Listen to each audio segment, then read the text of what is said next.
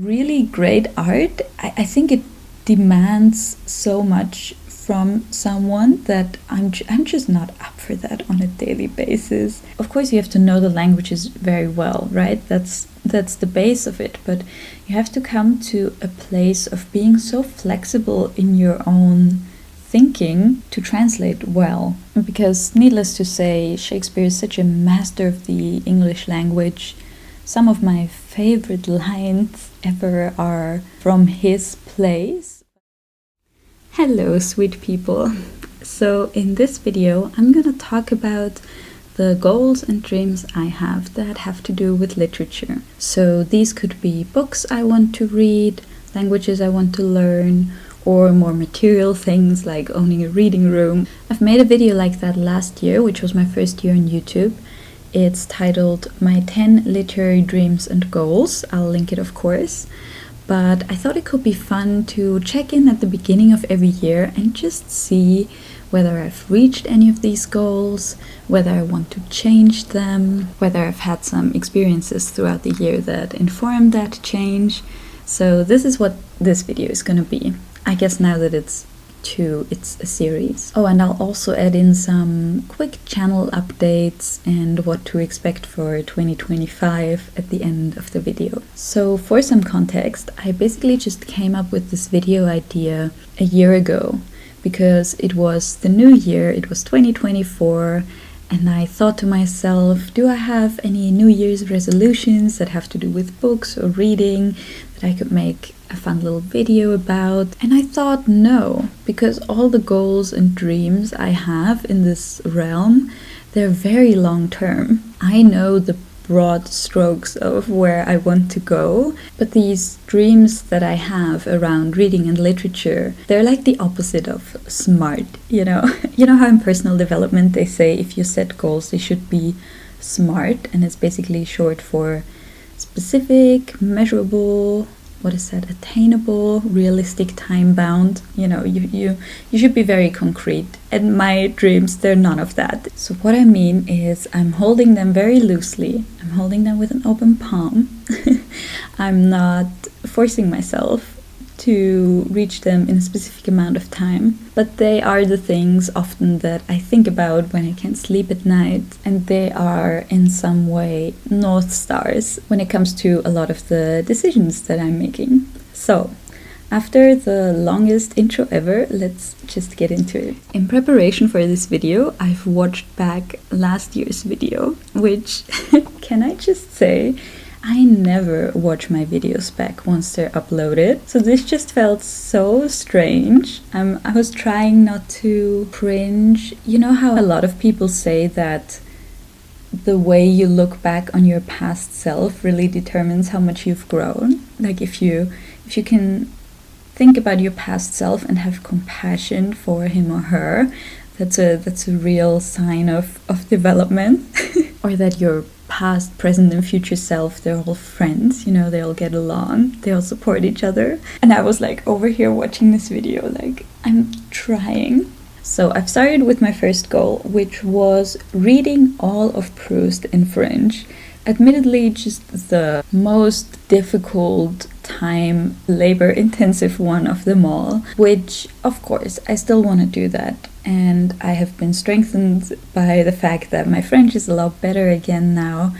But here's something that happened with my reading of Proust. So, I mean, you probably know that, but Proust is my favorite author of all times, and I feel so touched when I read him. And I've talked about that many times here on my YouTube channel. There's actually people who have started reading him because they've seen me talk about it, which, you know, there's nothing better in the world. But I think the fact that I love him so much is also why I have not been reading him consistently lately. So there's this thing in my mind where I just don't feel up for the emotional intensity that it brings me to read him all the time.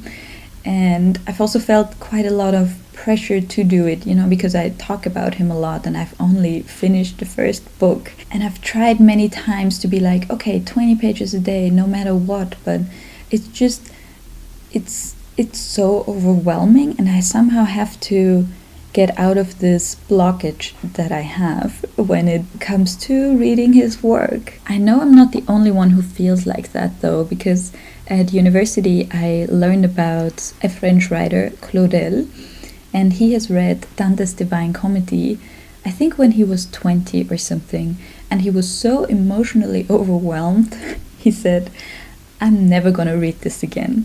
Right, so he loved it and he wrote poems about it 30 years later, but when he finished it, he just closed it and put it back in the shelf because he knew he could not go through that again.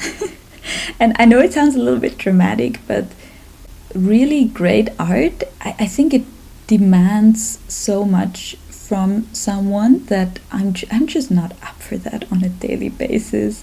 I have the same with a singer I really like, Anja Franziska Plaschk. She's in the Austrian band Soap and Skin, and her music and her lyrics, they just tear my heart out. It's so confronting in a way that I barely ever listen to it. So if someone asks me what my favorite artists are, I always mention her, but I don't think I've listened to any of her songs in 2 years. So it's this weird, what is that, a juxtaposition? Position meaning the fact that two things being seen or placed close together with contrasting effect. Nah, really? At least I have all the books now, so I could read them, and I could read them in French, and I'm in the process of reading the first one in French, and it's great, you know. I'm like, every time I do sit down to read him, I'm really glad that I did. I feel a little lost. So I know it was a very ambitious goal. I'm gonna keep it. I still think it's gonna happen. Maybe I just need to find a new approach or something. The second goal I set myself was to speak 6 languages fluently. Now, the thing with languages is that you always want to learn more the more you know. So already in my mind, this number is constantly going up. I'm really happy I speak 4 languages fluently. German is my mother tongue, then I speak English, Dutch and French, so that's already great. And I learned Norwegian this year, even though I wouldn't consider myself fluent in Norwegian, not by a far stretch of the imagination. I speak it at a very rudimentary level. What is rudimentary again? Basic, elementary, introductory. That's exactly what I wanted to say. Yeah, I think this goal is still very realistic and I still want to keep it.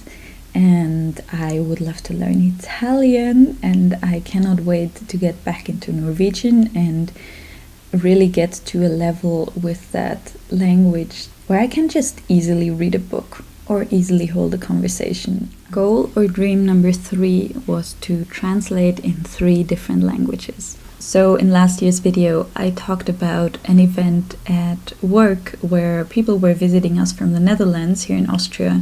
I worked with people with disabilities, so not everyone spoke English, and I was the translator in that situation. So I translated from German to Dutch and Dutch to German, which was just so fulfilling, and I felt in such a flow state. And then I thought it would be really lovely to basically have that same situation again, but then translate 3 different languages. I don't know how and if I'd ever be in a situation where that is required. And I'm not studying translation by any means, so it couldn't be something hyper professional where every little word matters. But I just enjoyed the amount of attention you have to pay to someone's words if you want to translate well. I feel like you have to understand their intentions and almost their emotions and translate it into this completely different system of expression. And that's what's alluring to me about the situation. It feels like solving a Rubik's Cube or something in your head, because you obviously cannot translate just word for word. You have to understand the entire system. And I feel like whenever I do that, whenever I try to explain something in a different language, I feel like it's so good for my brain.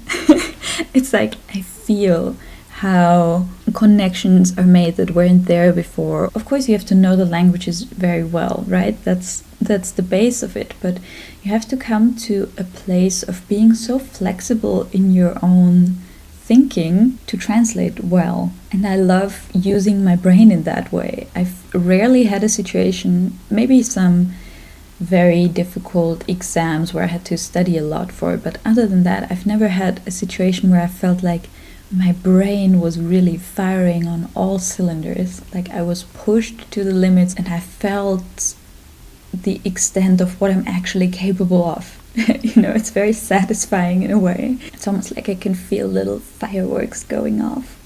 So yeah, I guess I'm gonna keep that in. I'm not sure how and when I'm gonna be in a situation like that again, where people don't just end up speaking English with each other because it's easier. So I guess this dream will keep existing as a vague little cloud somewhere in my periphery, and we'll see if a situation ever comes up where I can be of help in that way. Number 4, record an audiobook. So this is one I've actually made some progress on this year, or at least I've tried. So originally I said, and I still stand by that, I would love to read an audiobook to give life to a story through my voice. I really like reading out loud. I just imagine it to be a very pleasurable process. However, I tried in autumn. I remember I was in Paris and I was a little bit in a pinch for a video. And I thought, for an easy video, I'll just read A Hunger Artist by Franz Kafka as an audiobook. It's not a very long story. I think it takes maybe 30 minutes to read. I thought, well, how easy. I don't have to write a script for a video. There's going to be barely any editing. And I was naive like that, because once I actually sat down, I realized, wow, I need to know this story so much better than I currently do in order to record it well. Because while reading, as you're reading out loud, you need to basically already know what is going to happen, not just in the story at large, but also in this sentence. For example, when you're quoting someone who says something, you have to know up front whether he said that angrily or softly or whatever. So I tried, and I never got more than 1/3 of the story in, and then my brain just felt so tired because I needed so much focus to not misspeak constantly and to do the right kind of intonation, and I gave up. Basically, I gave up, and I thought, I'm just gonna do an analysis of the Kafka story, and I did that, right? That's up on my channel. And that's a long video, and it took a lot of preparation, but in a way it was not as difficult as just recording the story where everything is already written for you. So that was a really eye-opening experience, and I have even more respect of the process right now, and I still want to do it. I might read The Hunger Artist at some point this year and post it here on my channel and see if I can work myself up to a bit longer stories. Because getting through an entire book sounds insane, like way out of reach at this point. I think in last year's video I was like, I would love to read The Magic Mountain by Thomas Mann. What an insane thing to say, Maria. On that note, if you have any short stories in English that are in the public domain that you think would be great for me to read, I'd be super happy to hear your suggestions. Really, I'm open. It would just have to be relatively old so that I don't get in trouble with copyright and things like that. Moving on to dream number 5, which is reading all of Shakespeare chronologically. Shakespeare has written, I think, 38 plays, and weirdly, more than any of these other dreams that I've written down here, I'm so certain it's gonna happen.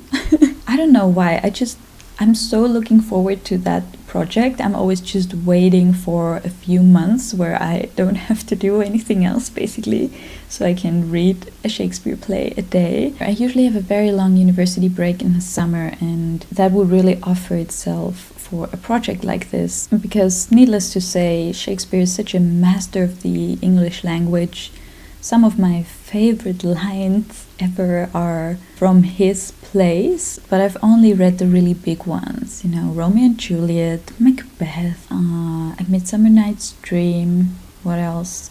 King Lear, and I would love to see how he progressed throughout the years. So that's the intention behind this project. So I'm sure it's gonna happen. I'm waiting for a time where I can make it happen. And then the other thing I'm not sure how to do yet is I obviously need all these books, right? And buying 38 books can be a little bit expensive. I also don't want like one huge 1,000-page book where all the plays are in there one after the other. I really enjoy having a single book, a single play in my hands. So again, if you have a recommendation, I'd be really happy to hear it. And it's getting dark again.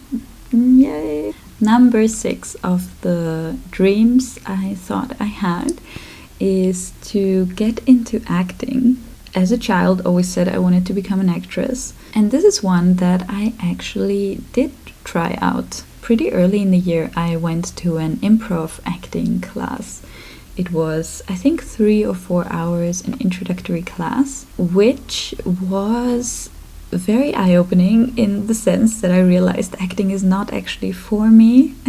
At least not improv acting. I felt somewhat overwhelmed with working with so many people at the same time and having to be spontaneous. But the one thing I came up against in that acting class that really solidified my decision to not pursue acting was that we had to play many different roles, obviously, and the instructor always told us, okay, now don't do angry anymore, do anything else. So to really push us into the kaleidoscope of human emotions. And I really felt within myself that if I would do what she's saying, I would have to push myself in such a way where it would basically annihilate my identity.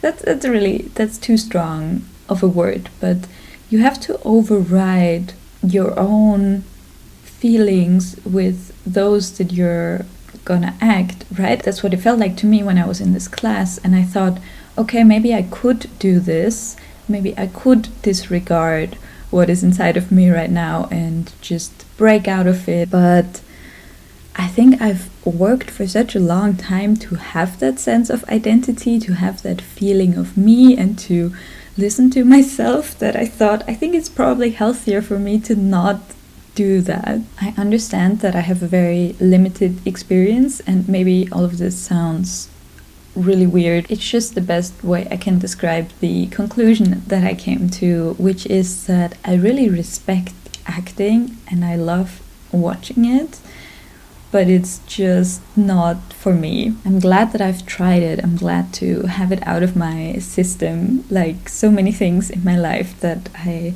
do, just to realize that they're not for me. And this was a really easy way to do that. So I guess one could say I ticked off this goal. I love how the goal is like get into acting, and all I did was take one class. I don't know, I've just not felt that intuitive pull, that creative urge that I'm feeling with other things when I'm starting them, where I realize that, okay, even though it's hard, I really know I want to go there.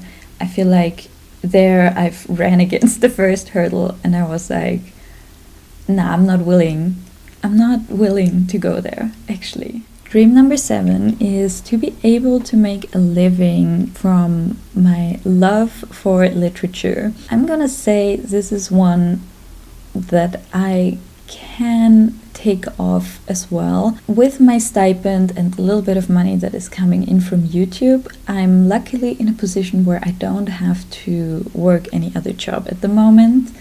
And I call that a success. So I'm not gonna go into this anymore. If you're more interested in how much money I've made on YouTube, for example, I've made a video called 1 Year on YouTube where I talk about all the numbers, so you can watch that. And then in my Paris Q&A, I have talked about my stipend and how all of that works. So this is great for now. And yeah, I really feel so lucky that I can do this. And I'm so sorry if it's getting too dark for you to see me. I'll go quickly check the screen. But I somehow cannot get to filming before 3 in the afternoon lately, and then at 4 it gets dark, so it's never enough time. That's probably terrible. Is that an option? Oh my gosh, horse down. Okay, welcome to this night setup, because it's 4 o'clock now, which means it's night. So, where did we stop? Dream number 8 was to learn parts of Faust I by Goethe by heart. So, in case you don't know, Faust is a really important book for me. That's also why it is on this list.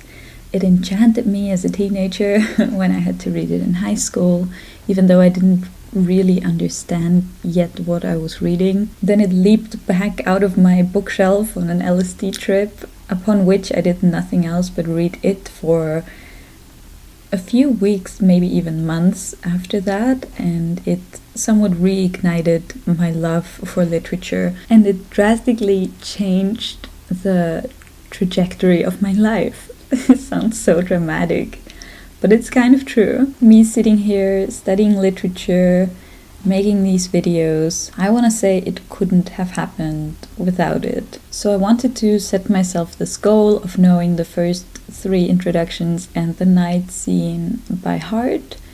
And the thing is, I do know a lot of it by heart. Like, a few lines at a time are really, burned into my memory, and they're never gonna go out of there anymore. But I think I want to change that. I don't really feel the need to be able to robotically recount it by memory in this forced way, but I think what I would really like to do is to at least once a year take some time to dip back into Faust and reconnect with that magic, that magic of words that has guided and transformed my path. I think that's a lot more doable and fitting in a way. So I'm gonna change that and say that once a year I want to do an honest rereading of the play. Number 9 was to make a video here on YouTube about Proust and In Search of Lost Time that I'm happy with and that reflects the soul of the work in a proper way. And this goal I set myself because I always feel like nothing I can say really lives up to what I feel when I read Proust. And all I can say about that now is I still want to do that. It's in the long-term making for me to produce a video like that at some point. I'll do it. It was very satisfying to go to his grave in Paris and to leave that little present there. That's already a really great step in the right direction. I'll need a lot more time though. Just more than with any other work of literature or art I've ever come across, I'm afraid to butcher it by talking about it. It's crazy. And finally, goal number 10 was to have a reading room or a home library. See, that is one I'm gonna change as well, because I don't need a reading room. I can read on my couch or in bed, but what I do need is an office. You probably cannot tell because the camera lens is blurring everything very beautifully, but my office is a complete mess at the moment, and one of the reasons why is because it's just too small. There's too many folders that I don't know where to put.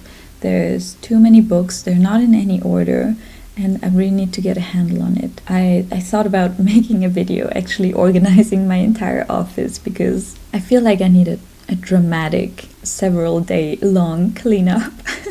So that's to say I do have an office, right? It's maybe not big enough to keep everything in here. And in my ideal living scenario, I would have a bit of a bigger office where really all my books and all my folders can be in one place. But it's fine right now. I love my office. I'm a very organized person usually, so the way it is now is just stressing me out to the max. Like there's camera equipment and notes on the floor, and yeah, I'm just happy to be back home to have some time to actually do that.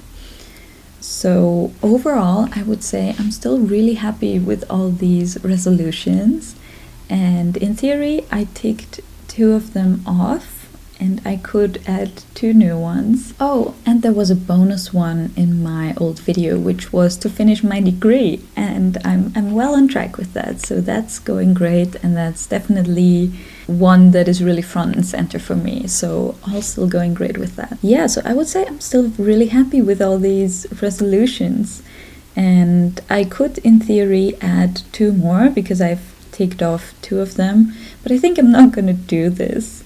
And maybe that's actually a good segue into the last part of the video, where I'm just going to talk a little bit about what's to come for the channel for 2025. I've realized lately that I've really pushed myself a lot over the past 1.5 years, not just with this channel but also with my studies, and I need to allow myself a little bit more breathing room. Specifically, that's gonna mean that I'm probably gonna do just a video every other week instead of every week. I've done this great journaling exercise on the 1st of January. I reflected on all of 2024 and realized what an intense year it was. I've done a lot of things. So there was just so much going on all the time, and I thrive in that environment in a way, but I also realized that I can't keep going like that, because when at the end of my journaling exercise, I asked myself if there is anything I regret about 2024,